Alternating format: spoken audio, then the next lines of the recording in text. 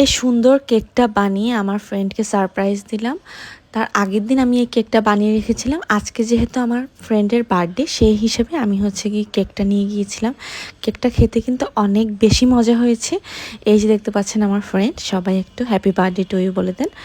তারপর গিয়ে আমরা চলে গিয়েছিলাম গিয়ে মিরপুরের একটা রিনাউন্ড রেস্টুরেন্টের নামটা আমি এই মুহূর্তে ভুলে গিয়েছি, অরো cafe coffee or something.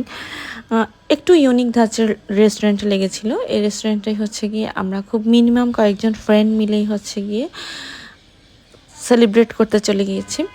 Cake ছিল, সাথে গিয়ে বিভিন্ন ধরনের ডিশও অর্ডার দিয়েছে খাবারের জন্য। আমরা আগে সুন্দর করে এস্থেটিকভাবে ছবি ভিডিও অনেক করে নিচ্ছিলাম, যেহেতু বার্থডেতে কী হয় অনেক ছবি টবি করে নেই, তো সেই হিসাবেই গিয়ে এরকম সব করে নিচ্ছিলাম। আর এই বার্থডেটা সবচেয়ে বেশি স্পেশাল গিয়ে আমার বানানো কেকটা।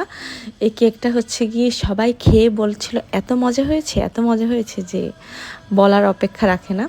তারপর দেখতে পাচ্ছেন বার্থডে গার্ল আগেই কেক কেটে নিজেই খেয়ে নিচ্ছে। আর যারা গিয়ে আমার বানানো কেক খেতে চাচ্ছেন, আমি আপনাদের 10 জনকে আমার বানানো কেক খাওয়াবো। তাদের এই ভিডিওর নিচে একটা সুন্দর একটা কমেন্ট করতে হবে, আর যে আপনারা কোন ফ্লেভারের কেক খেতে চান।